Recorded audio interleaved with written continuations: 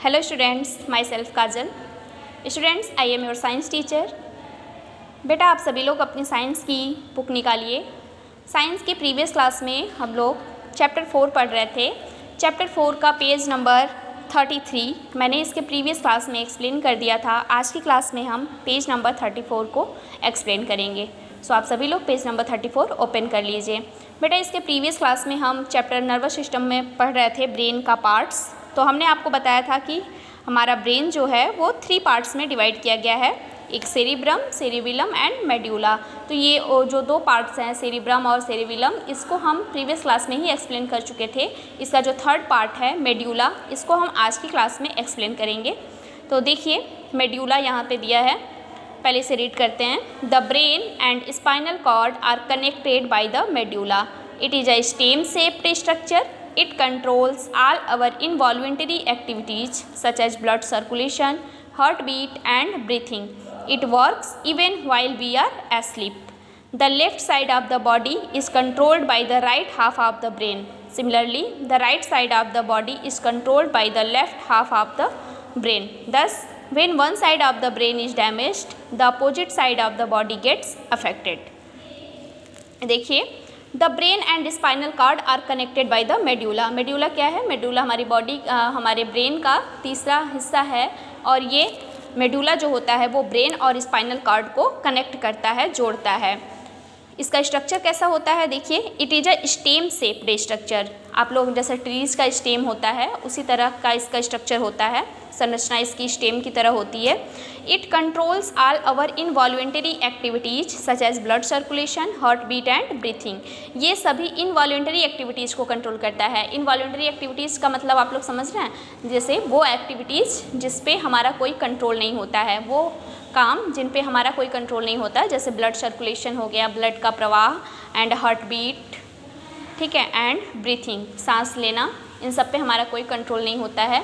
आपने ये वर्ड इसके प्रीवियस वाले चैप्टर में भी पढ़ा था, जब हम लोग मसल्स का 3 टाइप्स पढ़ रहे थे, वॉलंटरी मसल्स, इनवॉलंटरी मसल्स।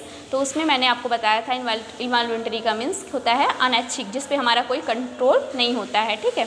तो ये जितने भी हमारे कंट्रोल के बाहर की एक्टिविटीज़ हैं उन सभी को ये कंट्रोल करता है। कौन? मेड्यूला। नेक्स्ट देखिए, it works even while we are asleep. ये तब पर भी वर्क करता है जब हम सोते रहते हैं, ठीक है। हमारे सोने के बाद भी ये हमारा मेड्यूला जो है ये वर्क करता रहता है। नेक्स्ट देखिए, the left side of the body is controlled by the right half of the brain.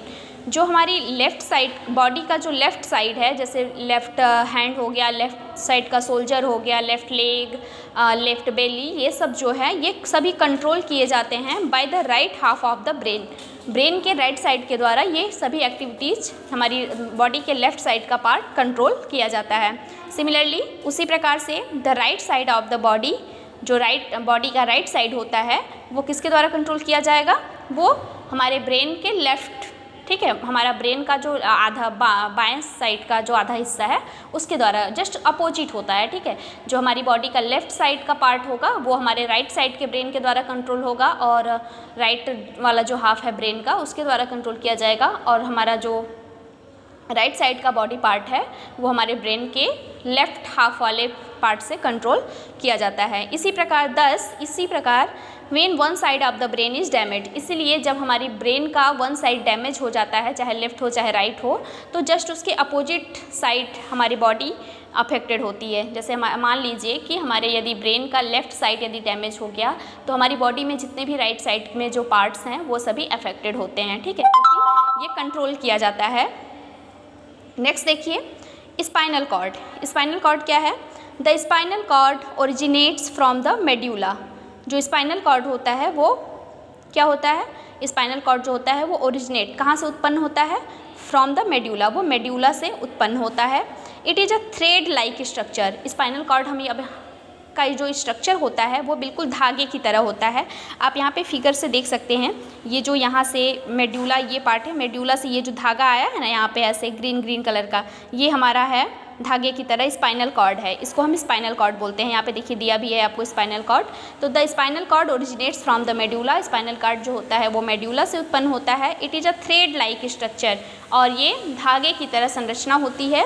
It extends almost till the lower end of our backbone. ये कहाँ तक फैला होता है? ये हमारे बैकबोन में रीढ़ की हड्डी के निचले हिस्से तक फैला होता है।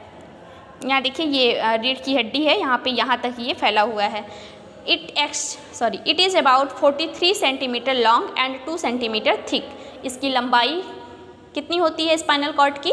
स्पाइनल कॉर्ड की लंबाई लगभग 43 सेंटीमीटर होती है और लगभग ये 2 सेंटीमीटर मोटा होता है। स्पाइनल कॉर्ड को हम हिंदी में मेरुरज्जु बोलते हैं, ठीक है। It stops growing when you are about 5 year olds. ये कब तक ग्रो करता है स्पाइनल कॉर्ड? जब आप कोई भी बच्चा यदि 5 साल तक हो जाता है, मीन्स बच्चे को जन्म से 5 साल तक ये ग्रो करता है। जब बच्चा 5 ईयर से एज से ज़्यादा होने लगता है तब इसका जो ग्रोविंग है वो स्टॉप हो जाता है, रुक जाता है। The backbone protects the spinal cord from injuries. जो हमारा बैकबोन होता है, हमारी जो रीढ़ की हड्डी होती है पीछे साइड, वो क्या करता है? वो स्पाइनल कॉर्ड को प्रोटेक्ट करता है, ठीक है। नेक्स्ट देखिए, all information from the brain and to rest of the body is transferred with the help of the spinal cord। Spinal cord का वर्क क्या होता है? स्पाइनल कॉर्ड जो होता है वो सभी इंफॉर्मेशन, सभी जानकारियों को, सभी इंफॉर्मेशन को from the brain and to rest of the body is transferred. सभी जानकारियों को, सभी इंफॉर्मेशन को ब्रेन तक और बॉडी के अदर पार्ट्स में भी ट्रांसफ़र करता है। The spinal cord also control the reflex action. Spinal cord का दूसरा वर्क क्या है कि ये रिफ्लेक्स एक्शन को कंट्रोल करता है। अब यहाँ पे एक वर्ड, ये नया वर्ड है रिफ्लेक्स एक्शन, ठीक है। रिफ्लेक्स एक्शन का क्या मतलब है? रिफ्लेक्स का मीनिंग होता है, रिफ्लेक्स एक्शन का मीन्स वो है कि वो एक्शन, वो सभी काम जिन पे हमारा कंट्रोल नहीं होता है, ठीक है।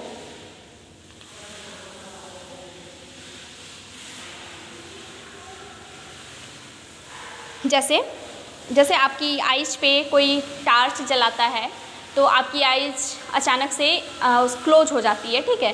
तो ये अचानक से होता है, हमें ऐसा सोचने के लिए हमें टाइम नहीं मिलता है कि हमारी लाइट पे हमारे आँख पे लाइट जल रही है तो हमें इसको बंद करना चाहिए, नहीं, वो अचानक से हो जाता है। इसी तरह से जैसे आप किसी हॉट पैन को, किसी हॉट गर्म बर्तन को अचानक से यदि टच कर लेते हैं तो आपका हाथ तुरंत जल्दी से ही आपका हाथ पीछे की तरफ हट जाता है, या फिर ऐसा नहीं होता है कि उसको आप यदि टच किए हैं तो उसको आप सोचना पड़ेगा कि नहीं मुझे हाथ हटाना है, ठीक है, ऐसा नहीं होता है, वो ऑलरेडी हो जाता है। तो इस एक्शन को हम रिफ्लेक्स एक्शन बोलते हैं। मीन्स ऐसा कि जो पे हमारा कंट्रोल नहीं होता है, वो अचानक से हो जाता है, ठीक है। तो ऐसे एक्शन को हम रिफ्लेक्स एक्शन बोलते हैं। ये ऑटोमेटिकली वो सभी एक्शन हो जाते हैं। तो ये जो रिफ्लेक्स एक्शन होता है वो उसको कंट्रोल करता है स्पाइनल कॉर्ड, ठीक। स्पाइनल कॉर्ड आपको समझ में आ गया होगा। स्पाइनल कॉर्ड हमारी बॉडी में यहाँ पे होता है, ये बिल्कुल एक थ्रेड लाइक स्ट्रक्चर होता है और ये स्पाइनल कॉर्ड को प्रोटेक्ट करता है हमारा बैकबोन। अब हमारा जो थर्ड टॉपिक है वो है नर्व्स। देखिए नर्व्स क्या होता है?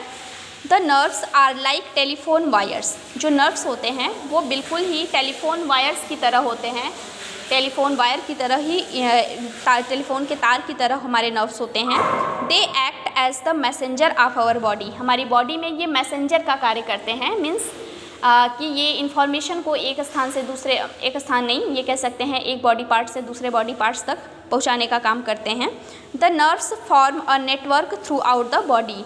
जो नर्व्स होते हैं वो हमारी बॉडी में एक नेटवर्क बना देते हैं, पतली जैसे ये बिल्कुल टेलीफोन वायर्स की तरह होते हैं नर्व्स, तो इसी तरह से इनका एक नेटवर्क हमारी पूरी बॉडी में होता है। The nerves connect brain and spinal cord to every part of the body.